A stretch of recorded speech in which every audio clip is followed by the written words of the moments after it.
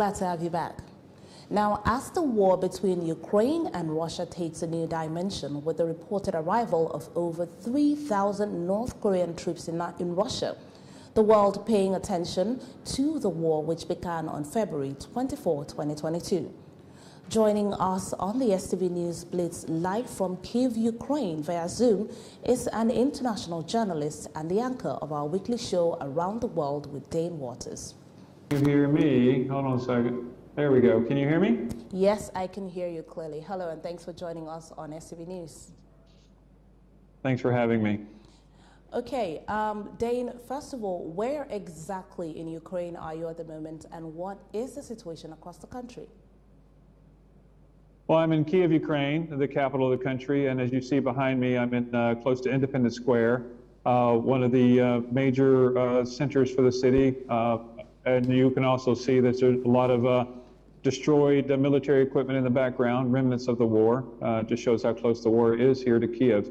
The situation is dire around the country. Kyiv is one of the cities that are the only city, honestly, that has air defense systems, so it doesn't get struck as often. But every night I've been here, there have been air raids, and we've had to go to the bunkers. So it's a very precarious situation, and it's not getting any better. Oh, it's a peculiar situation. Now, but what is your view on the ongoing war between Ukraine and Russia? Well, listen, I think it's at a stalemate. I mean, honestly, I mean, Ukraine is doing everything that they can do to maintain the lines that they have in the eastern part of the country. They did invade part of Russia into the Kursk region, but they're having a very difficult time maintaining that invasion in that land. It's all now about posturing for any peace settlement that comes soon. But listen, here even in Ukraine, what you see on the streets is that you have people literally taking young men between the ages of 25 and 45 and literally putting them in cars and making them go to the front lines because the number of troops that they have is diminishing. It's a very dire situation.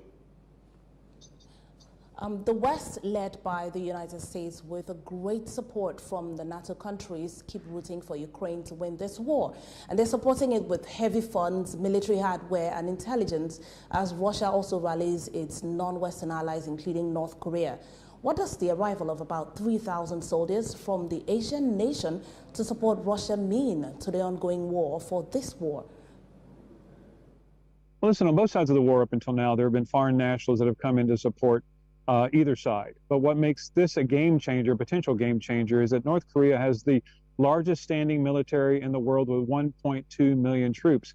So if the sending of 3,000 troops is successful, there's an unlimited supply of soldiers that the North Koreans can send to support Russia, and that could be detrimental to the Ukrainians. So it's not necessarily the issue of foreign troops coming to help, because, you know, we have Nigerians here in Ukraine that are helping on the Ukrainian side. We have others on the Russian side, but the North Koreans, because of the sheer size and the number of troops they have, it could be a game changer on behalf of Russia. Okay, but with the United Nations Secretary Antonio Guterres had declined the invitation to Ukraine's peace summit in Switzerland, but he then meets up with Putin ahead of BRICS summit. What does this mean for the West and the ongoing war too? Well, listen, I think it's a clear indication of the losing of the interest among the United Nations to help try to find a pathway forward to end this war.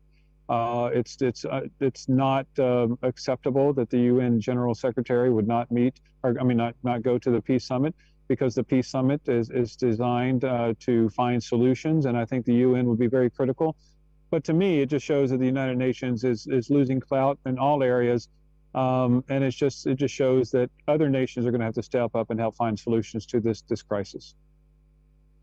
And the Russian President Vladimir Putin had hosted BRICS summit and says a new multipolar world is being formed. Do you see this as the birth of a new war order? Definitely, there's a new world order. Ever since this war began, it's a new world order between the East and the West, and the BRICS nation.